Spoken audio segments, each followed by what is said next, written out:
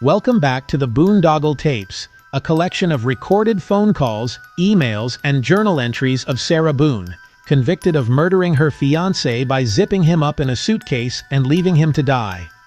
The journal excerpts presented in this video are the personal writings and statements of Sarah Boone.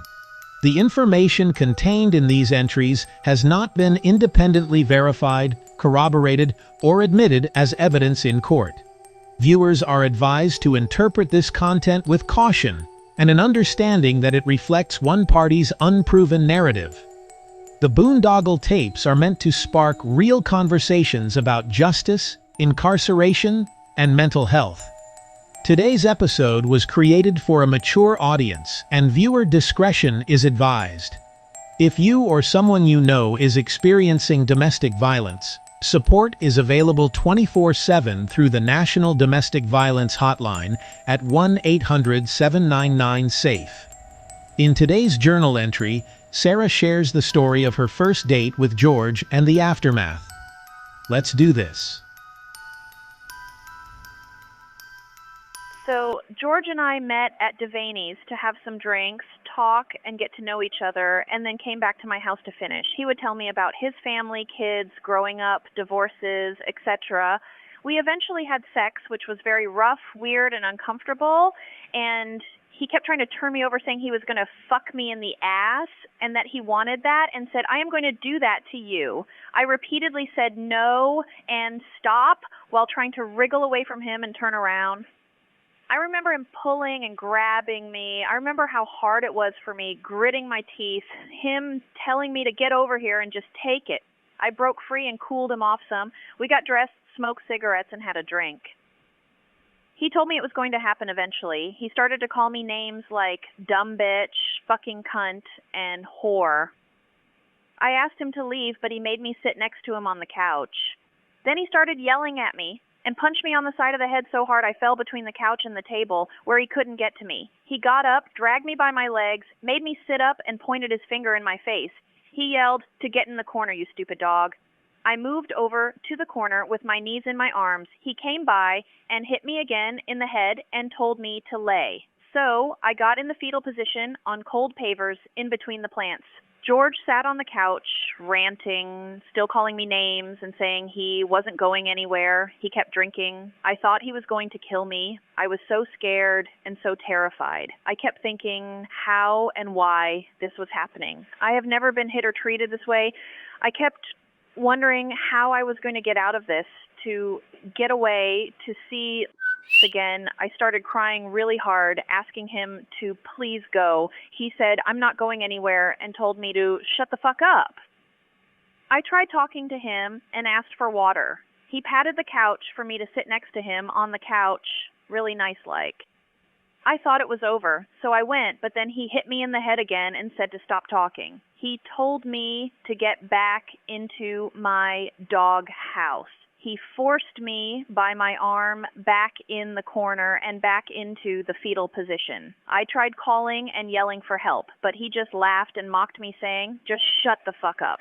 I laid there balled up, crying with my eyes closed, waiting for him to leave. He went inside, daring me to get up or move. He kept looking through the back door, tapping on it. I knew he was there, watching. It felt like hours, and I had to use the bathroom.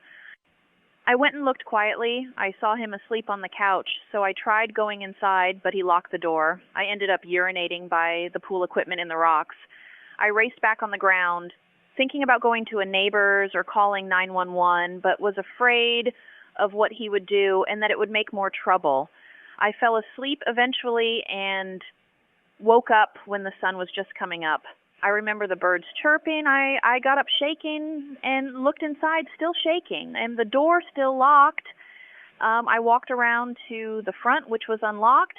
I looked around under the beds, in closets, the garage, the car, everywhere. I figured he went out the front, which was why it was unlocked. My keys and phone were still on the small table in the foyer. I locked all the doors and showered while crying and looking at the bruises on my arms and thighs and feeling the lump on the side of my head, all while still hearing his rant and name calling. So I called my son to hear his little voice and make sure he was okay and got into bed. George texted for a few days later saying how sorry he was, what a terrible person he was, asking me to meet up. I didn't respond, but he pursued. I felt sorry for him after he told me everything he'd gone through with just getting divorced for the second time, missing his kids, and his mom leaving because of his dad. I thought maybe he just needed a friend, someone to talk to, and that he'd been through a lot. So I met him at Muldoon's. I met George at Muldoon's where we'd sit outside and talk. He would cry almost every time. All the while, I'm going through my separation with Brian, so it was something he and I could go to and talk to each other about. We talked about a lot, and we had a good time until he drank too much.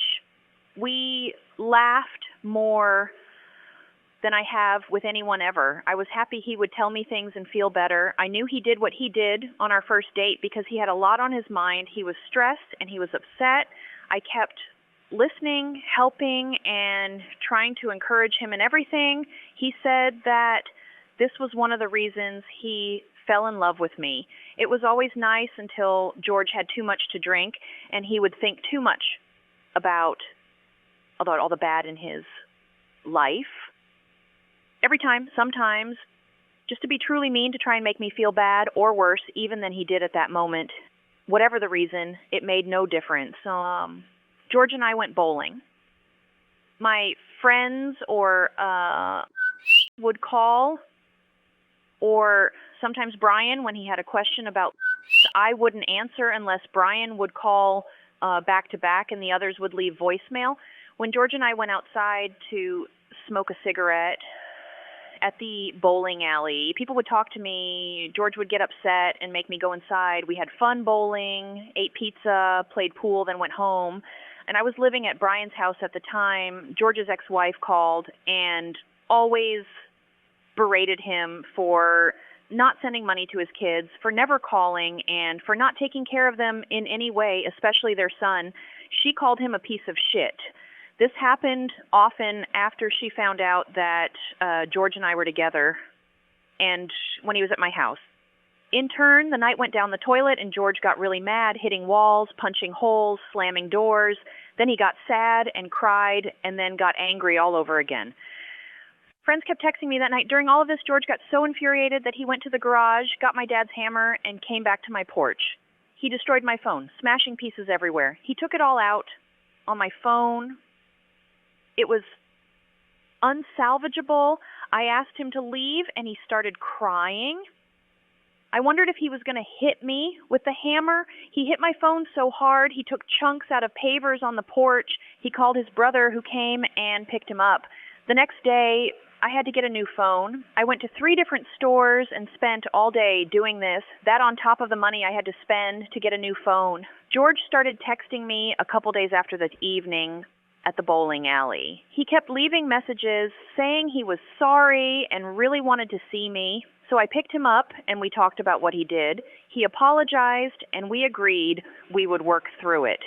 He smashed my phone 2 more times over the same thing, getting mad at his ex-wife after talking to his daughters or when Brian or my friends called. He didn't want me to talk to anyone. Eventually, he kept the hammer under the table. And when George got angry and upset, I'd always talk with him. I would change the subject, turn on music, dance, play cards, go with him for a walk and look at the stars to calm him down. Sometimes it would work, sometimes not. I really wanted to help George, to make him happy. He'd talk about how he wanted to die or cease to exist, as he said, but I wanted him to love life, not hate it. He could be happy. After all, I had seen it, but drinking unlocked the devil, as he would say. I tried to not let him get to that point.